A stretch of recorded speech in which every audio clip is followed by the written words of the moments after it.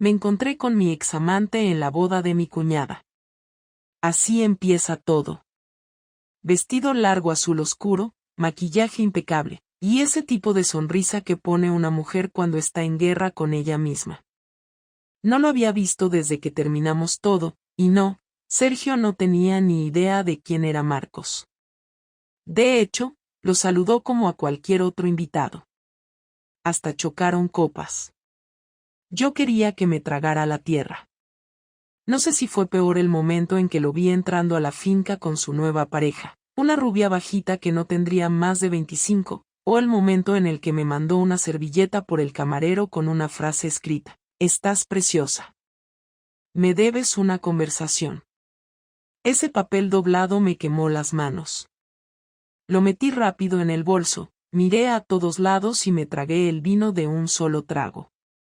Mi esposo, Sergio, estaba riéndose con su hermano cerca de la barra, y mi hijo correteaba por el césped con los primos. Todo parecía en orden. Como si mi mundo no estuviera tambaleando. Pero sí. Se tambaleaba. No tenía por qué estar allí. Marcos no era amigo de nadie de la familia. Y entonces lo entendí. Había venido por mí. Yo sabía que esta historia no iba a tener un final bonito desde el momento en que empecé a jugar con fuego, pero lo que no sabía era que Marcos era el tipo de persona que no sabía soltar. O tal vez fui yo la que no supo cerrar esa puerta como tocaba. El caso es que ahí estaba. En la boda de mi cuñada. Mirándome como si fuésemos los únicos en la sala, como si no supiera que estaba casada, que mi marido estaba a 3 metros, que teníamos un hijo, que todo eso tenía un peso. Y aquí es donde probablemente te estés preguntando, ¿cómo se llega a esto? Bueno. Te diré cómo. Se llega poco a poco. Se llega cuando estás con alguien que es buena persona pero no te ve. Cuando pasan los años y te conviertes en madre, en esposa, en profesora, en ama de casa, en todo menos en mujer. Se llega cuando dejas de sentir que alguien te desea, y luego aparece alguien que te lo recuerda. No fue un desliz de una noche. No fue un impulso estúpido. Fue una decisión. Una mala decisión, sí. Pero consciente. Con todas sus letras. Conocí a Marcos en un curso de formación para profesores en Madrid. Yo fui porque necesitaba puntos para las oposiciones, y él era uno de los ponentes. Alto, barba de 3 días, mirada directa. Nada del otro mundo, si te soy sincera. Pero tenía esa forma de hablar que te hacía sentir que solo te estaba hablando a ti. Que todo lo demás se borraba. Y en ese momento de mi vida, necesitaba eso más que respirar. No pasó nada en Madrid. Solo charlas, miradas, una cerveza con otros profesores. Pero cuando volvimos a Valencia, me escribió. Empezamos con tonterías de trabajo. ¿Qué opinas de esta dinámica para alumnos de cuarto? ¿Te acordás del debate sobre evaluación continua, etcétera? Luego pasó a, hoy soñé contigo. Estabas con ese vestido rojo. Yo nunca le conté que tenía un vestido rojo. Él lo había visto en una foto antigua de mi perfil. Ahí debí parar. No lo hice. Una semana después quedamos a tomar algo. En una terraza cualquiera, como si fuera una amiga más. Esa vez sí llevaba el vestido rojo. Me lo puse a propósito. Para sentir que aún podía provocar algo en alguien. Y cuando se despidió con un beso en la mejilla que duró medio segundo más de lo que debía, supe que estaba metida hasta el cuello. Lo demás fue todo lo que podés imaginar: cafés a escondidas, excusas baratas, miradas cómplices cuando coincidíamos en algún evento académico. Y después, sí. Una habitación de hotel. Una sola. Porque no me atreví a repetir. No porque no quisiera. Sino porque después de eso, cada vez que miraba a Sergio, me sentía como una impostora. Pero claro, uno puede esconder muchas cosas. Lo que no puede esconder es la tensión. Y en esa boda, Marcos vino a recordarme que por más que haya pasado un año desde aquel error, las cosas no estaban enterradas. Y ahí empieza el verdadero desastre. Lo que pasó después de la boda fue exactamente lo que había estado intentando evitar desde que todo esto empezó. Me había prometido a mí misma que nunca se sabría, que podría esconderlo, que no había sido tan grave, que con el tiempo se me pasaría la culpa y que no volvería a repetirse, pero lo cierto es que nada de eso fue verdad. La culpa nunca se fue, solo se volvió parte de mi día a día.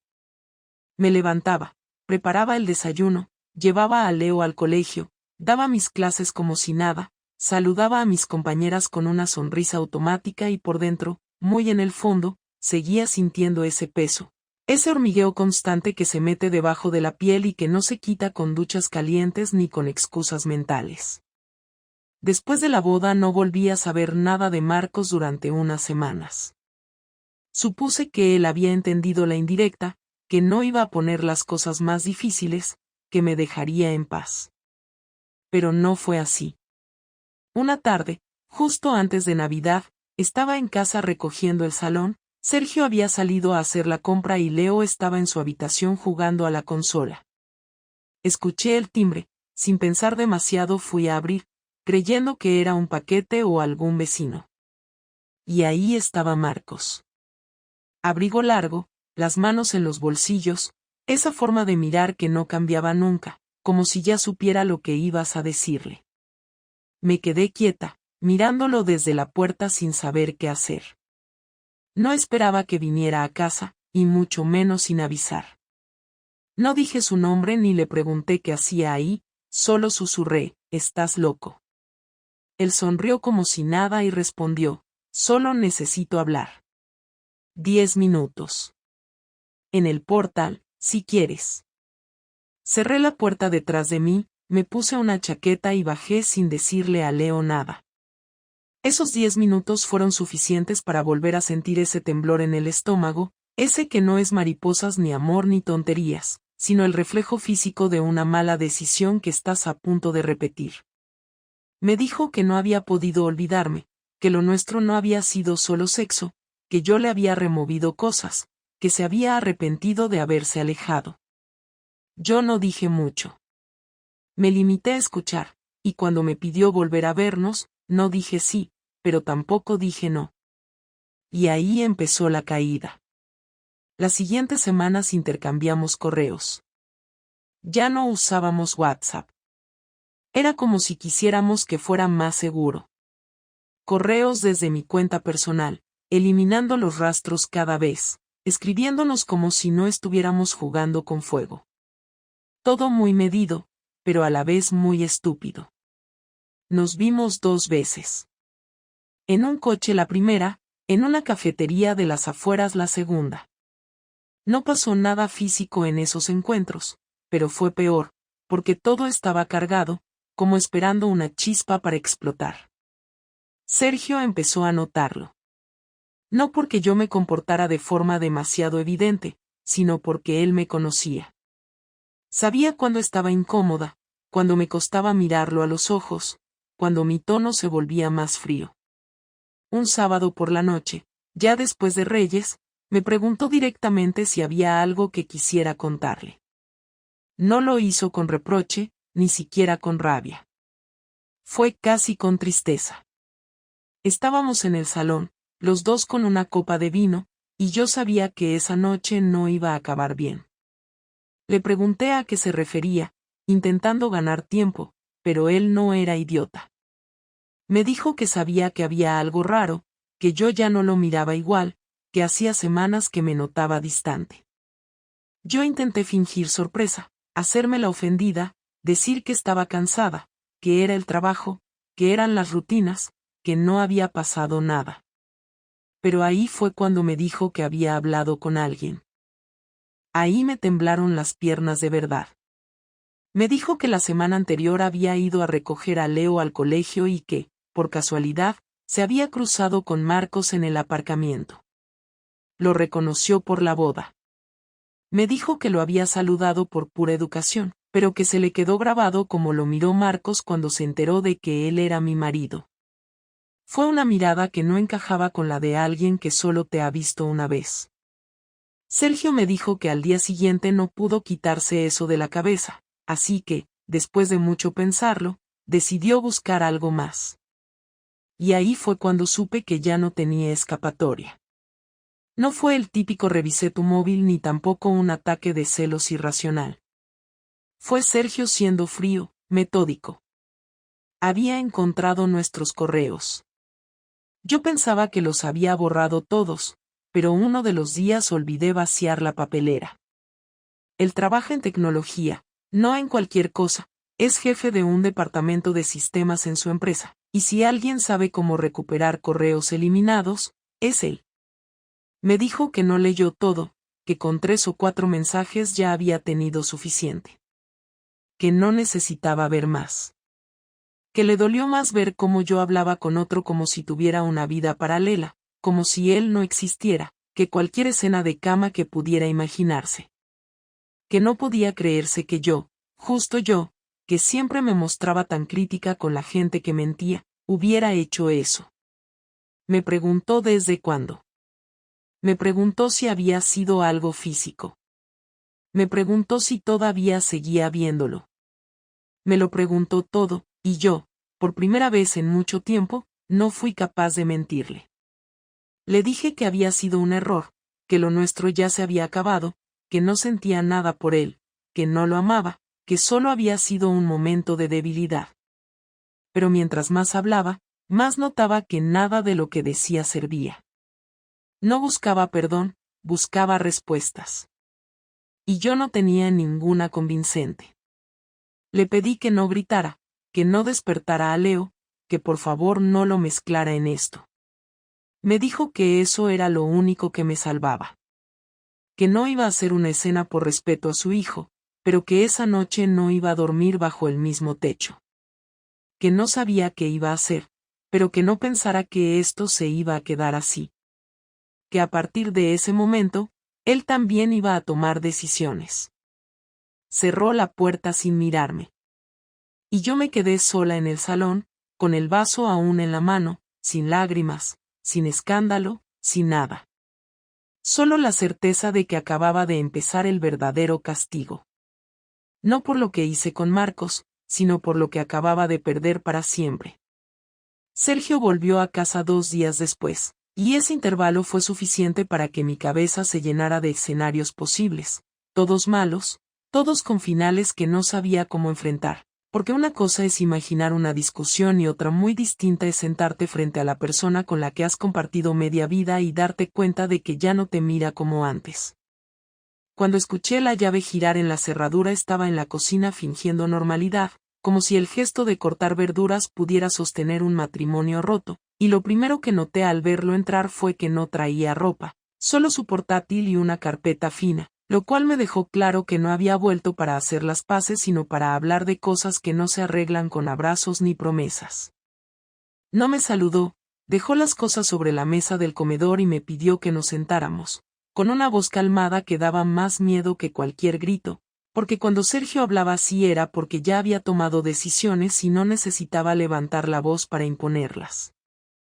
Me senté frente a él, con las manos cruzadas sobre las piernas, notando cómo el cuerpo me traicionaba con pequeños temblores que no podía controlar, y antes de que yo pudiera decir nada me preguntó si seguía en contacto con Marcos, no como una acusación sino como una comprobación, y cuando le dije que no, que había cortado todo, me miró fijo y me pidió que no le mintiera, que ya no tenía sentido, que no iba a cambiar nada y que lo único que esperaba de mí en ese momento era que al menos tuviera la decencia de decir la verdad completa. Le dije que no, que de verdad había terminado, y entonces me pidió que se lo demostrara, que le enseñara el correo, el historial, lo que fuera necesario para que él pudiera cerrar ese capítulo sin la sensación de que seguía compitiendo con un fantasma.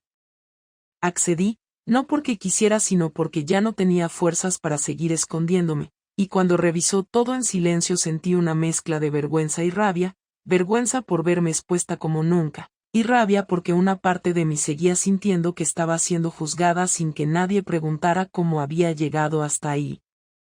Cuando terminó, cerró el portátil y me dijo que ya sabía suficiente, que no necesitaba más pruebas, que no iba a montar un espectáculo ni a gritar porque eso no iba a devolverle nada de lo que había perdido, pero que tampoco iba a fingir que esto se podía solucionar con terapia de pareja y buenas intenciones.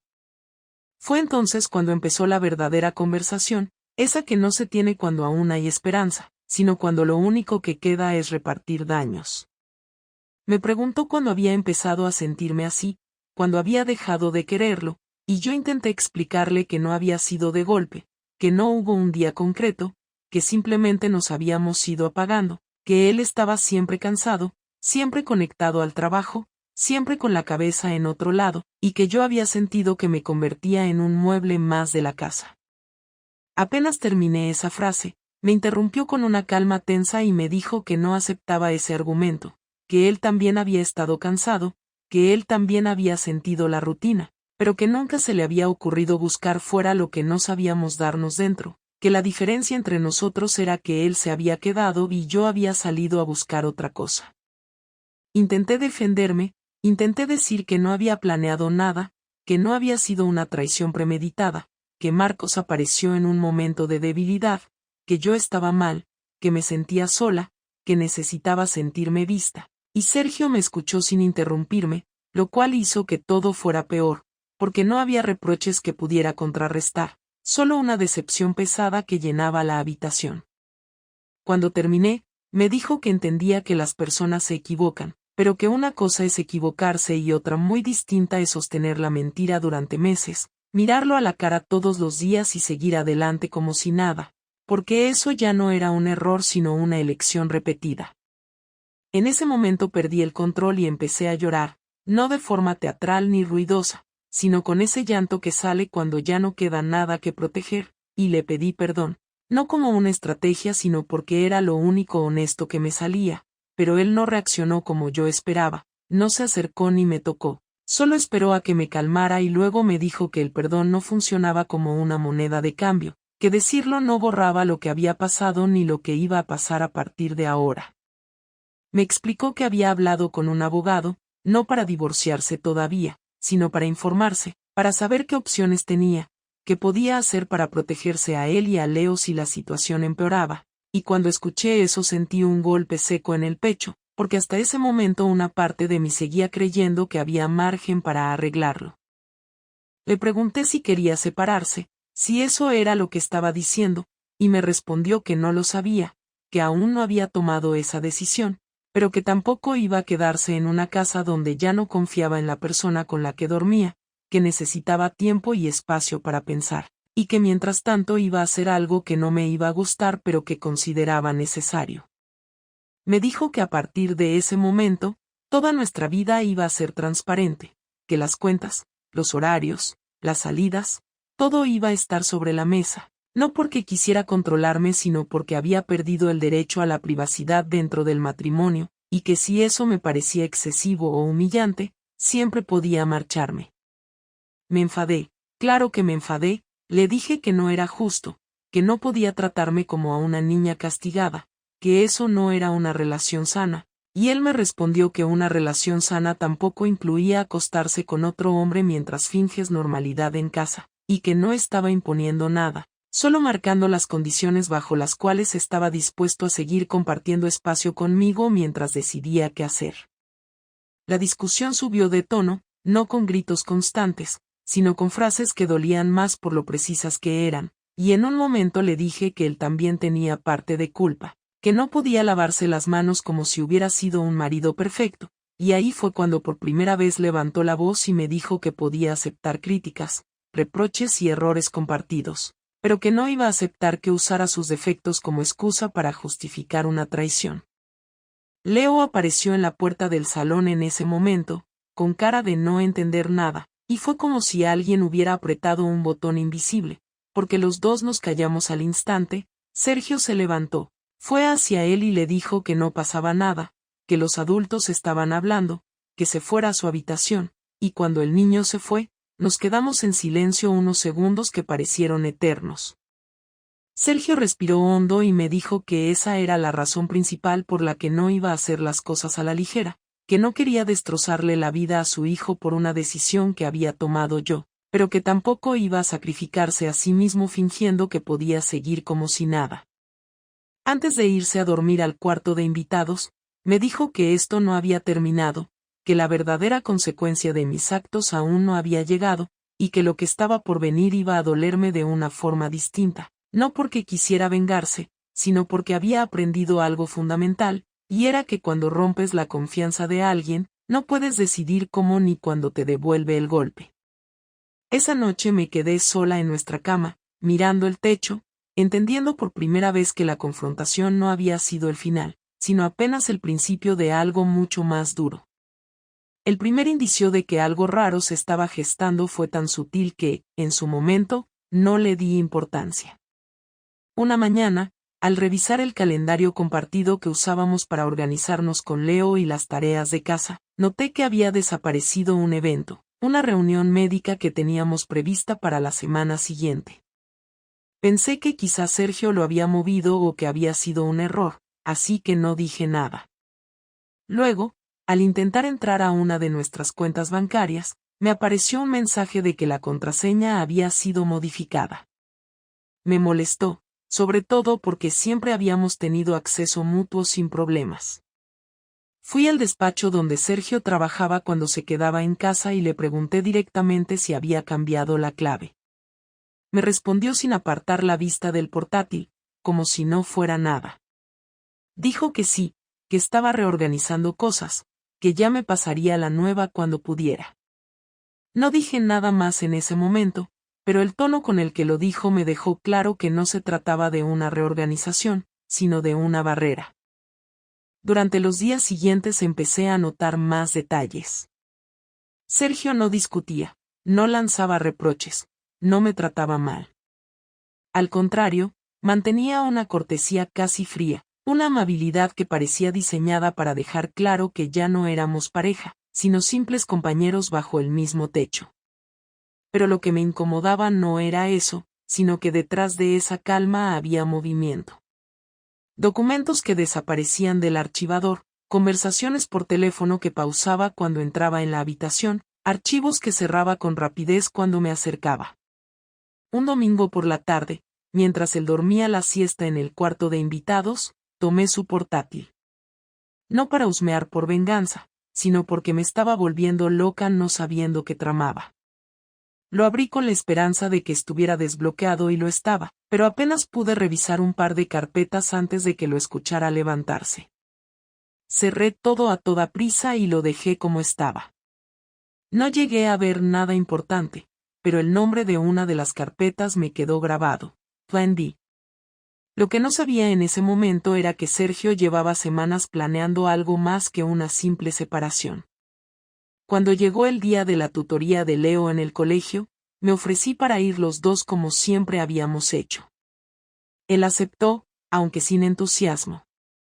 La reunión fue normal, sin novedades importantes, pero al salir, en vez de volver directamente a casa, me pidió que fuéramos a tomar un café. Me sorprendió. Lo tomé como un gesto de apertura. Pensé que quizá quería hablar, negociar, volver a acercarse de alguna manera. No dije nada en el coche, pero por dentro me sentía nerviosa. Nos sentamos en una terraza, pidió café con leche y yo un té verde. Pasaron 2 minutos en silencio antes de que sacara una carpeta de su mochila y la dejara sobre la mesa. La empujó hacia mí con los dedos sin decir palabra. La abrí. Eran documentos legales. Escrituras, extractos bancarios, informes notariales, y una copia de la denuncia de separación de bienes. Levanté la vista y él seguía tranquilo. Me explicó que había ido adelantando los trámites para protegerse, que no iba a pedirme que me fuera de casa, pero que desde ese momento, todo lo que teníamos en común quedaba suspendido. Que la casa estaba en su nombre porque la había heredado de sus padres y no iba a discutir su propiedad.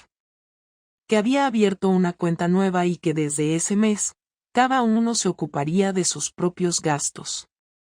Que el coche, el seguro, la tarjeta, todo lo que compartíamos, ya no era compartido. Le pregunté por qué no me lo había dicho antes, por qué hacerlo así. Me respondió que no confiaba en mí, y que lo justo era que me enterara cuando todo estuviera hecho para evitarme la tentación de manipular la situación a mi favor. Esa fue la primera bofetada real. La segunda vino 2 días después, cuando fui a buscar a Leo al colegio y la tutora me dijo que ya se lo había llevado su padre, que él mismo había cambiado la rutina porque ahora tenía un horario flexible los jueves. Yo no tenía ni idea. Le escribí a Sergio y me contestó con un mensaje escueto. Lo acordé con la dirección del colegio. Es mi día. Hablamos luego. Al llegar a casa, discutimos. Le dije que no podía tomar esas decisiones sin contar conmigo. Me respondió que mientras él no pusiera en peligro a Leo, no necesitaba consultarme nada. Que yo había perdido ese derecho desde el momento en que decidí poner a otro hombre por encima de nuestra familia. Le dije que eso no era justo, que me estaba dejando fuera de decisiones que nos competían a los dos, que no estaba actuando como un padre, sino como un castigador. Me respondió que yo tampoco había actuado como madre cuando metía a otro en nuestras vidas y que ahora lo único que hacía era aplicar una lógica que a mí no me gustaba porque por primera vez no era yo la que tenía el control. A las pocas semanas llegó el siguiente golpe. En una cena familiar, con sus padres y su hermana, noté un ambiente extraño. Demasiado silencio, demasiada cortesía. Al terminar, su hermana me pidió hablar un momento en privado. Me llevó a la cocina y me preguntó directamente si lo que le habían contado era cierto. No supe a qué se refería hasta que me lo dijo con claridad, que Sergio les había mostrado los correos. No todos, solo los primeros, los más evidentes. Les había dicho que necesitaba apoyo emocional para enfrentar una situación difícil y que prefería que se enteraran por él y no por terceros. Me quedé sin palabras. Le pregunté si creían que yo era una mala madre. Me dijo que no, que de eso no se había hablado, pero que para ellos era una decepción enorme y que ya no sabían cómo tratarme. El resto de la velada fue un infierno silencioso. Al llegar a casa, me encerré en el baño y por primera vez en todo el proceso sentí el verdadero peso del aislamiento. Las cosas siguieron escalando. Una mañana encontré mis cosas cambiadas de sitio en el armario. Sergio había separado mis pertenencias. Había cambiado las sábanas de nuestra cama sin consultarme y las había guardado en una caja con una nota que decía: dejé esto en el trastero. Si necesitas algo, avisa. No supe si reír o llorar. Era un detalle, sí, pero simbólico, como todos los que estaba acumulando. Ninguno de sus gestos era agresivo, ni escandaloso, pero todos apuntaban a lo mismo: hacerme sentir cada día que estaba fuera, que ya no tenía derecho a nada, que mi sitio ahora era un rincón temporal, una presencia tolerada por obligación y no por afecto. Y no terminó ahí. Un día, al ir a recoger a Leo a un cumpleaños, una de las madres me preguntó con tono suave si todo iba bien en casa. Dijo que el niño había hecho comentarios en clase, cosas sueltas, pero que se notaba que algo raro pasaba. Cuando llegamos a casa, le pregunté con toda la delicadeza que pude si él había hablado con alguien sobre nosotros. Me dijo que en el cole le habían preguntado si papá y mamá vivían en casas separadas porque ya no se veían juntos. Le dije que no, que aún vivíamos en la misma casa, que estábamos pasando por un momento difícil, pero que eso no significaba que dejáramos de quererlo. Me escuchó en silencio y después dijo algo que me dejó clavada: papá está triste, pero dice que es fuerte. Esa noche no dormí. No por remordimiento, sino porque por primera vez sentí que Sergio había logrado exactamente lo que quería: hacerme sentir pequeña, invisible y sola sin necesidad de levantar la voz. El silencio se había convertido en el nuevo lenguaje entre Sergio y yo. No era el tipo de silencio que surge después de una pelea donde ambas partes están heridas y necesitan espacio, sino ese que se instala cuando ya no queda nada que decir. No había gritos, ni insultos, ni escenas. Cada uno hacía su vida dentro de la misma casa, sin interferencias. Nos cruzábamos en el pasillo, en la cocina, en el salón, pero las palabras se reducían a lo estrictamente necesario: horarios de Leo, compras de la semana, cosas prácticas. Yo había dejado de intentar hablar más allá de eso porque cada vez que lo intentaba, encontraba un muro. Y a decir verdad, también me estaba quedando sin argumentos. La culpa seguía ahí, pero ya no era solo culpa, era también una mezcla de cansancio, frustración y una rabia que no quería reconocer pero que crecía cada día. Porque una cosa era aceptar que me había equivocado y otra muy distinta era aceptar que todo el castigo, la humillación y el aislamiento eran la única respuesta posible. Me había convertido en una invitada en mi propia casa, y aunque entendía que gran parte de eso era consecuencia de mis actos, también empezaba a preguntarme cuándo, exactamente, se había vuelto imposible cualquier intento de reconstrucción. Una noche, después de acostar a Leo, me senté en el comedor con una copa de vino. No lo había planeado, pero necesitaba una conversación real. Quería saber en qué punto estábamos, si todo seguía avanzando hacia un final definitivo o si todavía había alguna mínima posibilidad de frenar lo inevitable. Esperé a que Sergio bajara de su despacho, como hacía cada noche. No dije nada al principio. Solo dejé que se sirviera agua y se sentara frente a mí. Cuando lo hizo, lo miré directamente y le pedí que habláramos. No sobre Leo, ni sobre el colegio, ni sobre las cuentas. Sobre nosotros. Él se quedó en silencio unos segundos y luego asintió con la cabeza. Le pregunté si ya había tomado una decisión. Me refiero a si pensaba separarse legalmente, si iba a pedir el divorcio, si ya lo tenía claro. Me miró con una expresión que no había visto antes, no de rabia ni de tristeza, sino de agotamiento. Me dijo que lo había pensado todos los días desde que todo salió a la luz. Que había escrito 3 veces una carta de divorcio con el abogado y las 3 veces la había guardado sin firmar.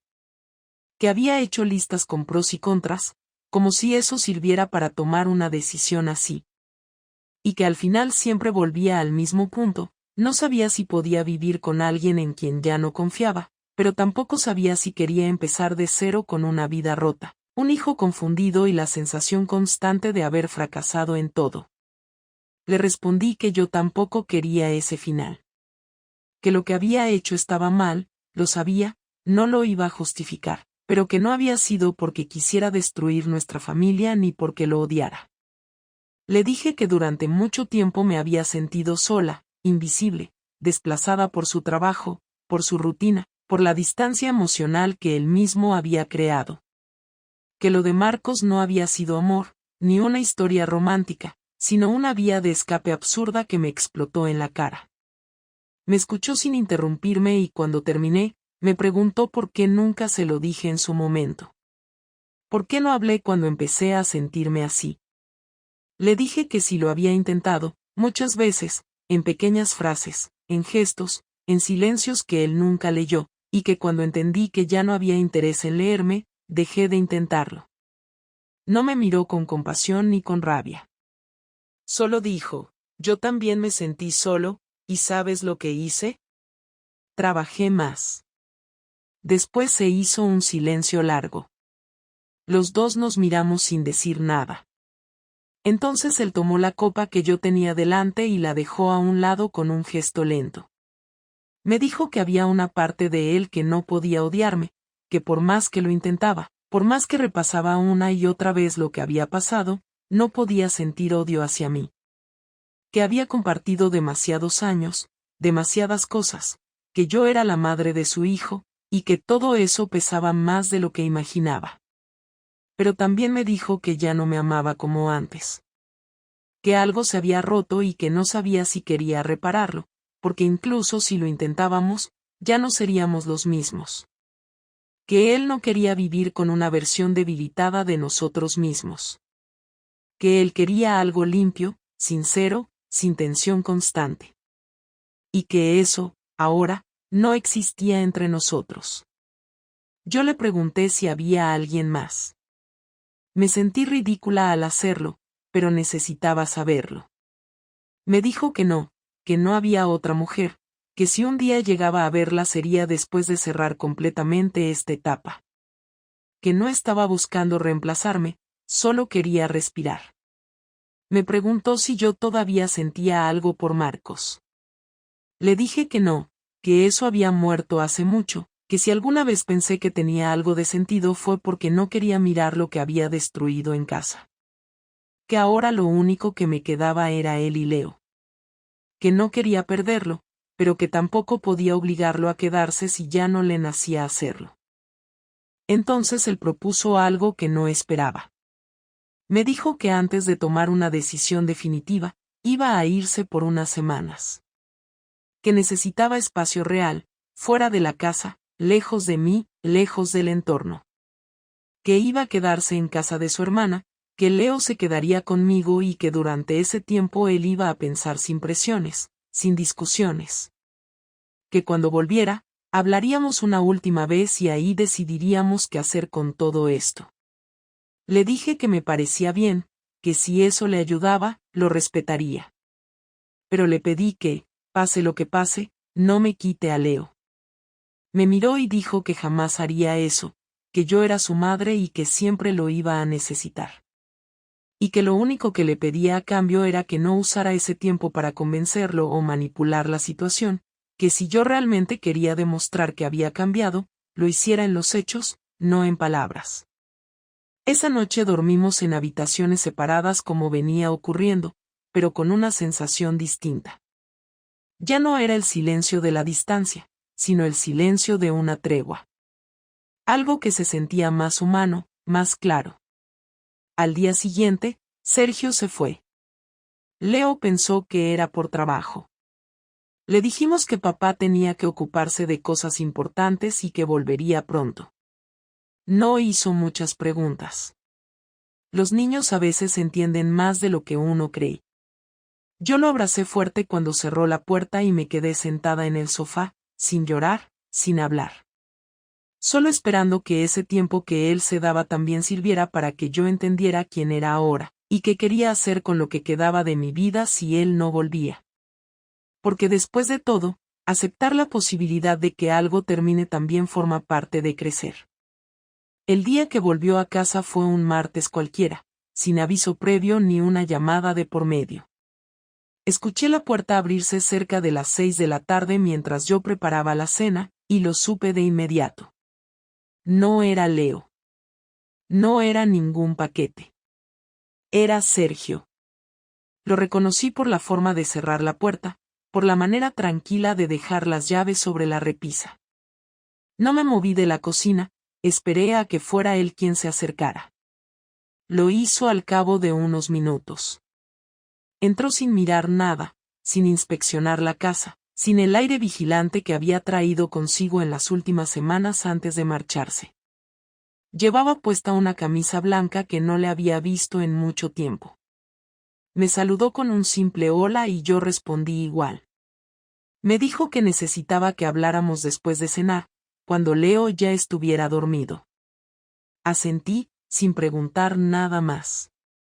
Terminamos de comer los tres, con una conversación ligera centrada en lo que Leo había hecho en el colegio, algún comentario sobre los dibujos que había visto por la tarde y la típica historia sin importancia que un niño inventa para llamar la atención. Sergio lo escuchó con atención, con esa expresión que usaba siempre que no quería que el niño notara que algo no estaba bien. Después de recoger la mesa, me encargué de bañarlo y dejarlo acostado. Tardó menos de 10 minutos en dormirse. Cuando salí al salón, Sergio ya estaba sentado en el sofá, con una carpeta negra sobre la mesa de centro. No quise empezar con preguntas. Me senté frente a él y esperé. Dijo que no iba a dar rodeos. Que durante esas semanas había tenido tiempo para pensar, para repasar todo lo que habíamos vivido, lo que habíamos perdido y lo poco que quedaba. Que había hablado con un terapeuta, no porque creyera que la solución estaba en una consulta, sino porque necesitaba que alguien externo le ayudara a poner en orden todas las emociones que había estado conteniendo. Que se había dado cuenta de que aunque aún tenía aprecio por mí, ya no me veía como su compañera, ni como su pareja. Me lo dijo sin crueldad, con una calma que me resultó extraña, como si se estuviera quitando un peso de encima. Me explicó que no era una decisión tomada con rabia, ni con ánimo de castigo, sino la única salida que le quedaba para poder seguir adelante sin seguir arrastrando todo lo que ya no funcionaba. Abrió la carpeta. Dentro había un documento con los primeros acuerdos de la separación. Me dijo que había contactado con un abogado neutral, que no estaba buscando sacarme de la casa, que no pretendía que peleáramos por los bienes, que su única prioridad era Leo y que lo único que quería era un cierre lo más civilizado posible. Lo escuché en silencio. No discutí. No intenté negociar. Ya no me quedaba energía para eso. Lo único que le pedí fue que me dejara leer el documento con calma, que me diera unos días antes de firmar nada. Me dijo que por supuesto, que no había prisa, pero que quería dejarlo claro esa misma noche para no alargar una situación que ya no tenía sentido. Luego me preguntó si quería decirle algo. Me costó encontrar las palabras. Le dije que lo entendía. Que aunque no fuera lo que yo quería, aceptaba su decisión. Que sabía que había roto algo muy importante y que, aunque durante semanas había querido reparar todo, también sabía que hay cosas que no vuelven, por mucho que uno las intente reconstruir. Le agradecí que no me hubiera dejado fuera de la vida de Leo, que no me hubiera empujado con rabia, que no me hubiera humillado frente a nuestro hijo. Le pedí disculpas una vez más, no por repetición, sino porque necesitaba que lo escuchara en ese momento, con esa claridad, con esa conciencia de lo que habíamos sido y ya no éramos. Me dijo que no era necesario, pero lo agradecía. Que no buscaba que me sintiera peor de lo que seguramente ya me sentía. Que los dos habíamos cometido errores, aunque en distintos niveles, y que si algo podía rescatar de todo esto era que ninguno de los dos había usado a Leo como arma. Me pidió que por el bien del niño no dramatizáramos la separación, que lo lleváramos de la forma más práctica posible. Le prometí que así sería. Me dijo que al día siguiente volvería a casa de su hermana, pero que empezaría a buscar un piso en el barrio, cerca del colegio, para mantener la rutina de Leo intacta. Asentí. Me levanté, fui a la cocina, llené un vaso de agua y volví al salón. Él ya estaba guardando los papeles. Me ofrecí a acompañarlo a la puerta. Caminamos en silencio.